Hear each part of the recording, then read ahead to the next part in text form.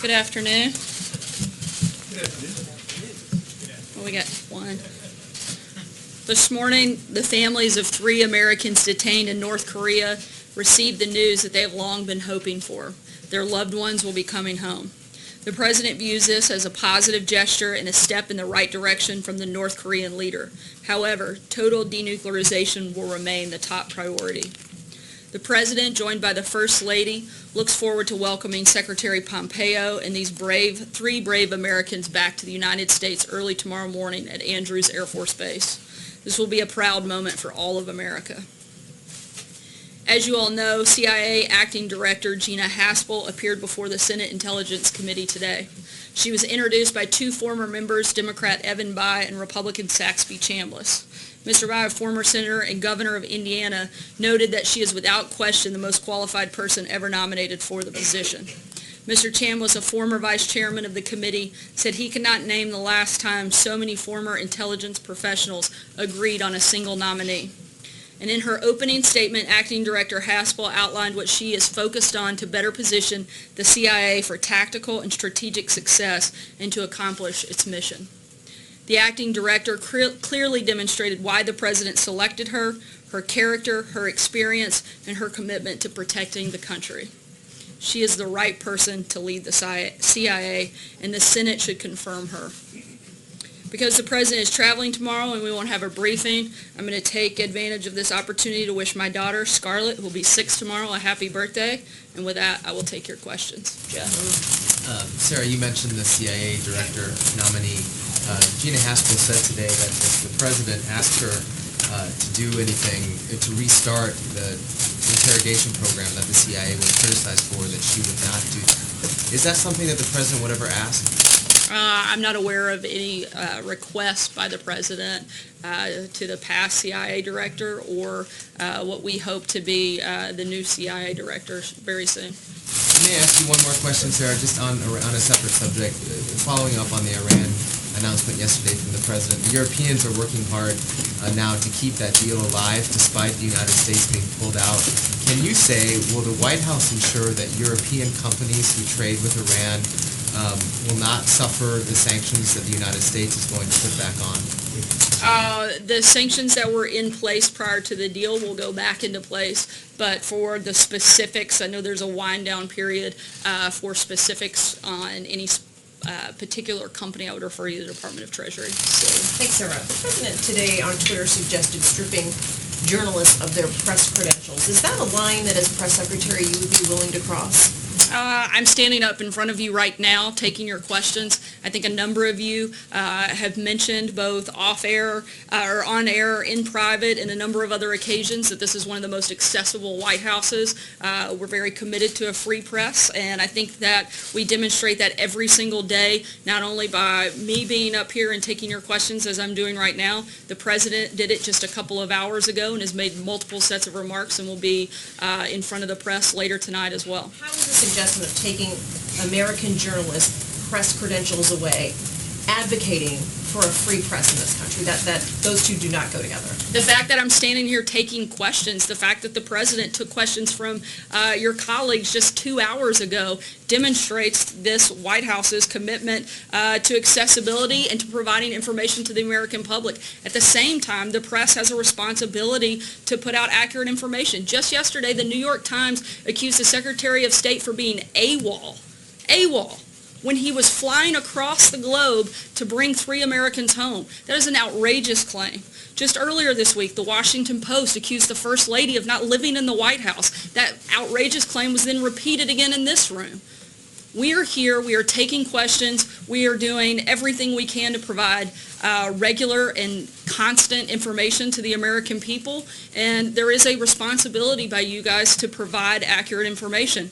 And we're going to continue to try to work with you as I'm doing right here, right now, and as the President did just a couple of hours ago. You know, we wouldn't be able to ask those questions without those credentials in this room? I'm sorry? We wouldn't be able to ask these questions that you're here to answer without these credentials. And you are, so you're clearly sitting right here asking them right now. John? Let me ask you this question, Sarah. The confidential financial records of Michael Cohen's company, Essential Consultants, were made public, prompting the Treasury Department's Office of the Inspector General to launch an investigation as to how that happened. But among the records were payments from AT&T to a person very close to the president at a time when AT&T was looking for government approval of a proposed merger with Time Warner. There were also payments of over $1 million from Novartis Pharmaceuticals at a time that the president was talking about doing something to bring down the cost of pharmaceuticals. Is the president concerned about any aspect of what we've learned in the last 24 hours? As you know, due to the complications of the different components of this investigation, I would refer you to the president's outside counsel to address those concerns. Is the president concerned that major corporations were giving money to somebody very close to him at a time when they had business before the federal government? I haven't heard the president express any specific concerns about that. Sarah, do you believe that Michael Cohen was ever in any way qualified to provide insights into this administration? I'm not going to get into somebody else's qualifications. That's something that an independent company that hires an individual would have to make that determination, not me. Let me ask you this, because we know is that Michael Cohen received millions of dollars apparently peddling the insights that he said he could provide into this administration to America's largest corporations. Is the president in any way embarrassed or ashamed of that? Because it seems to be the definition of swampy behavior. I think that would be up to those individuals who make the decision to hire someone. Just the same way that the companies that you work for make the decision to determine whether or not they think that you're qualified to serve in a position. That's the decision of an independent company and has nothing to do with the White House. Margaret. Thanks, Sarah. I'm happy to take the answer from the private counsel also, but I have made efforts and haven't been able to, so I'll pose it publicly, and if you can address it, I appreciate it. Do you know whether Mr. Cohen ever approached the White House as a representative of any of those companies, whether the president was aware of the payments, or whether he was aware that Mr. Cohen was marketing himself? I'm not aware, and again, I would refer you to the outside counsel. Kristen. Thank you, Sarah. The president promised to drain the swamp, so does he feel it's appropriate that Michael Cohen, his personal attorney, was selling access to him? Again, I'm not going to weigh into this. That's a determination that individual companies have to make, and I haven't spoken with the president. But Sarah, based on what you know, you're the press secretary, you're standing there at the podium. Based on what you know and what's been revealed over the past 24 hours, does the president think it's appropriate that his personal attorney was selling access to him, given that he promised to drain the swamp? Again, I am purposefully, as has our team, we're not engaging in matters in this process at all, and I would refer you to the outside counsel for anything that has anything to do with Michael Cohen or others. Sorry, Kristen, I gave you a couple of minutes. Let me ask you one more question. Has the president taken any action during his administration to benefit Novartis, AT&T, Korea Aerospace? Not that I'm aware of. Saudi Arabia said that they would pursue a nuclear weapons program if Iran were to pursue a nuclear weapons program. Would they have the administration's support in the event that that occurred? Right now, I don't know that we have a specific policy announcement on that front, but I can tell you that we are very committed to making sure that Iran does not have nuclear weapons. Sarah, thank you. The president said today about Iran, he said, we'll see how we do with Iran. Probably we won't do well with them, but that's okay. Does the president feel as if he can negotiate with Iran going forward, or is he resigned to the fact that these two parties might be so far apart on a potential new deal going forward?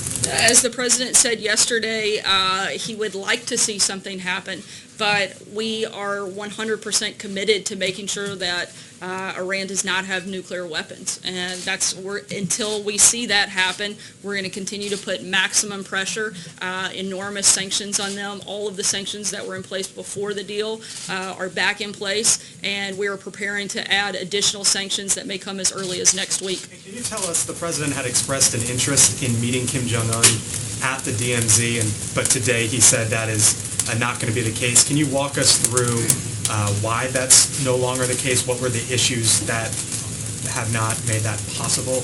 I can tell you that a date and location are set, but beyond that, I don't have any other announcements at this point, but we expect that to be announced here in the next few days. Steve? Yeah, if I could just follow up on that. For this administration, what are the most important criteria for the location for that summit? I'm not going to get into the specifics at this point. When we make an announcement about the date and the location, we'll provide further detail at that point. Dave? Thanks, Sarah. Was the decision to send Secretary Pompeo to North Korea yesterday at the very time the president was ripping up the Iranian nuclear deal, was that meant to reassure North Korea that the United States can make a nuclear deal that we'll be stuck to? I'm sorry, I couldn't hear the last part of your question. Was that intended to reassure North Korea that it's worthwhile getting into negotiations with the United States over a nuclear deal that we will stick to? The purpose was to make sure that we continued the progress that we have had on setting the date and the location for the president's meeting with Kim Jong-un, which happened, as well as an additional thing which you all know about, and that was Secretary Pompeo was able to bring home those 3 Americans, which will be back in the United States later tonight. Follow on North Korea? Sorry.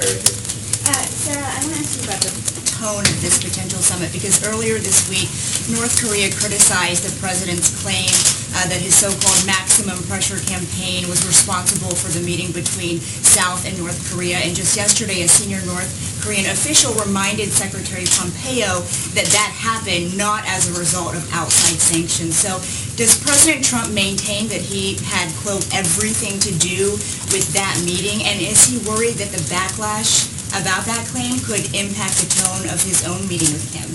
The president has talked about certainly that the maximum pressure campaign has worked. We have seen North Korea make progress since that campaign started, but the president has also been very clear that some of that success is due to our allies and our partners, particularly both President Moon, Prime Minister Abe, and President Xi, and their role in helping put pressure on North Korea, and they have all played a big role in the maximum pressure campaign. But a lot of that is due to the fact that the president has spent time developing relationships with those individuals, and they've collectively been able to put pressure on North Korea. And can I ask you another question about the 3 detainees? Can you give us any details about how and when they were informed they were coming home, their immediate reaction? And if nothing else, their families, how they found out, and whether the president has spoken to any of them directly? I know that there has been a number of different points of outreach from the administration starting early this morning to contact the families. In terms of other details, I don't have that for you right now, but we'll be happy to provide it as we have it. Jordan? Thanks, Sarah. There were reports this morning that NAFTA negotiations had hit a snag over autos. Is the White House now pessimistic it will reach a deal on NAFTA by the end of this month? We're going to continue to push forward in those negotiations, but as the president has said, he wants to make sure that we get the right deal, but I don't have any announcements on it yet. How do you handicap the chances of a deal? I'm not a gambler, so I'm not going to throw out wild percentages here, but we're going to continue in that process. Thank you, Sarah. For a long time, you and the president and other administration spokesmen have been saying there will be an infrastructure bill. In fact, you were saying it before Scarlett's last birthday when you corrected me on her name. That's a pretty good memory, John. But you nailed it this time, so. Right, got it right. And on Capitol Hill and in business, people doubt that they will see any kind of bill see the light of day. And they point out that you could say maybe the $20 billion in the appropriations bill that deals with infrastructure or the reauthorization of measures such as the FAA could count as infrastructure legislation. Aside from the concatenation of things in other bills, will there be an infrastructure bill, yes or no? Ever, or are you talking about by the... I don't know that there will be one by the end of this year. Certainly the administration, as you mentioned, secured some funding for infrastructure projects.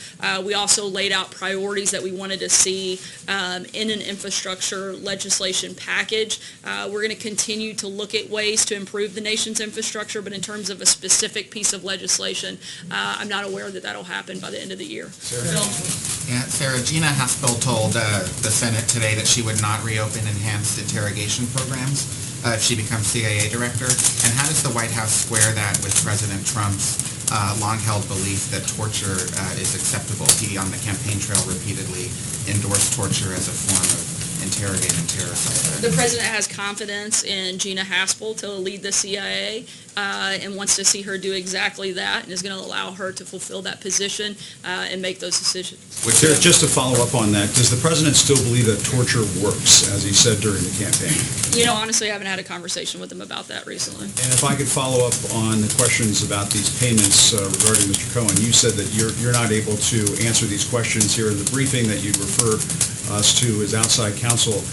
Could you possibly work on an arrangement where perhaps Mr. Giuliani or somebody who could speak on behalf of the president from a legal standpoint, could they come into this briefing room and answer these questions so we're not on a daily basis trying in vain to ask you about all of these legal troubles facing the president? Could you do that for us? Mr. Giuliani's not an employee of the White House, but I'm happy to encourage him. I know he's done a number of interviews with several of you. I'm sure he'd be happy to do a few more. Just to follow up on that, Sarah, don't you think the public has a right to get some answers about these questions? If there are payments coming from Russian-connected entities or Russian individuals connected to the Kremlin through a shell company that is controlled by Mr. Cohen to pay off whoever, I mean, doesn't the American people have a right to have some information about that? And I think there are appropriate venues and channels in which to do that, and I've encouraged you to reach out to them to do exactly what you just outlined. Thank you, Sarah. On North Korea, before he was a national security advisor, John Bolton was critical of the Obama administration for sending Bill Clinton to negotiate the release of American detainees in 2009. Did the national security advisor raise any reservations at all about the current negotiations? And can you talk about what circumstances are different now than they were in 2009 to make it more appropriate? I'm not aware of any thing that he raised. Also, to be clear, the purpose of Secretary Pompeo's trip was to negotiate and discuss the upcoming meeting between President Trump and the leader of North Korea. Can I ask another question on DACA? Can you explain what the president's views are on the discharge petition and efforts by some Republicans to force a vote on DACA? We've been clear what our position is. We laid out several months ago what we wanted to see happen.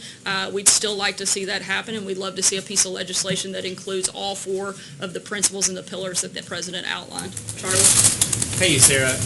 At his most recent campaign rally in Michigan, the president mentioned that the unemployment rate was so low that we could bring in more guest workers under H-2B visas. I'm curious whether the president is concerned about wages not rising as quickly if that eventually takes place. I'm not aware of any concerns on that front. Francesca?